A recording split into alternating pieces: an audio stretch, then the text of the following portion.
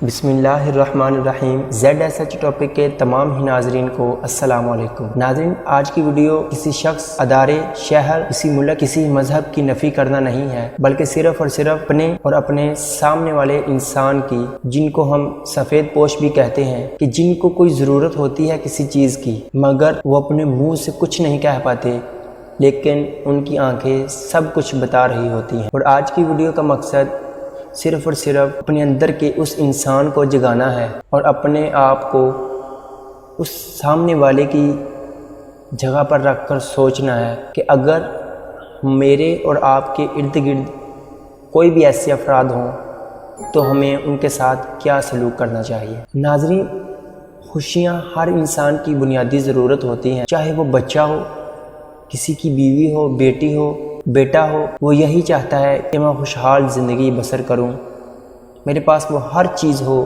جو شاید کسی دوسرے کے پاس نہ ہو، میں سب سے الگ نظر آؤں، سب لوگ مجھے دیکھیں۔ لیکن کچھ لوگ ایسے بھی ہوتے ہیں جن کے پاس اتنی دولت ہوتی ہے کہ ان کو پتہ ہی نہیں ہوتا کہ ہم نے اس کا کیا کرنا ہے، اور کچھ لوگ ایسے ہوتے ہیں جو کہ شاید ہی اس معاشرے میں 2 وقت کی روٹی بھی کھا سکتے ہیں۔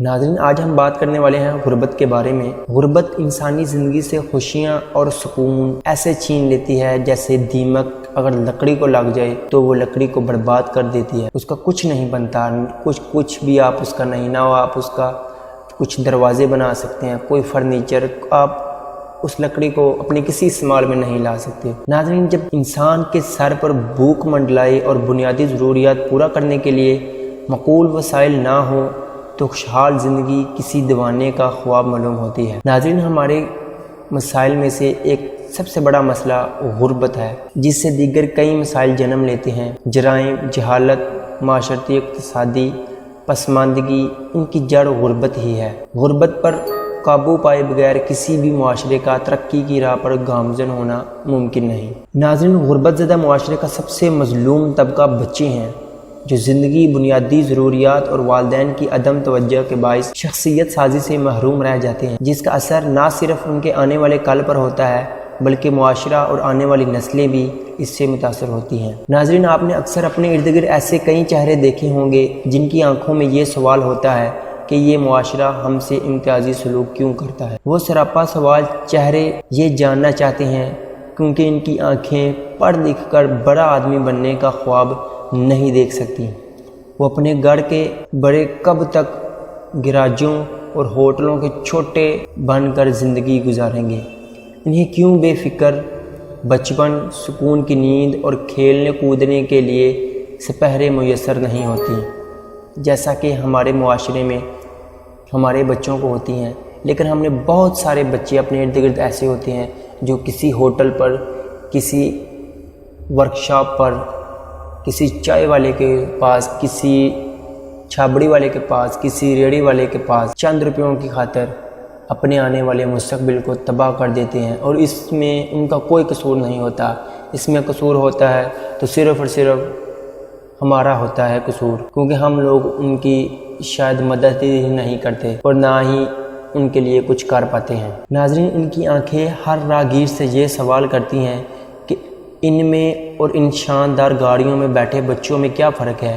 ان کے ہاتھوں میں قلم اور کتاب اور ہمارے ہاتھوں میں مزدوری کے اوزار کیوں ہیں؟ ہم بھی تو بچے ہیں، ہمارا بھی تو بچپن ہے، ہم بھی خواب دیکھنے والی آنکھیں اور خواہشات کرنے والا دل رکھتے ہیں، پھر اس معاشرے میں ہمارا کوئی پرسان حال کیوں نہیں؟ ناظرین، ہمارے معاشرے میں غربت تو عمارت کی اس تقسیم نے کئی معصوموں کا بچپن چھین لیا ہے۔ ہمیں روز اپنے ارد گرد کبھی کسی فٹ پاتھ پر تو کبھی کسی ہوٹل یا شاہراہ پر ننھے معصوم مزدور دکھائی دیتے ہیں، کبھی کچرا چنتے نظر آتے ہیں تو کبھی رزق حلال کی تلاش مجبور کر دیتی ہے۔ ہماری بے بسی ہے کہ روز ایسے کئی مناظر اپنی آنکھوں سے دیکھ کر بھی اندیکھا کر دیتے ہیں۔ ہم چائلڈ لیبر کے خلاف آواز بلند نہیں کرتے کیونکہ اس میں شاید ہم اپنا فائدہ سمجھتے ہیں۔ بچے ان ننھی کلیوں کی مانند ہوتے ہیں جو مستقبل میں کسی بھی ملک و قوم کے لیے شجر سایہ دار بنتے ہیں۔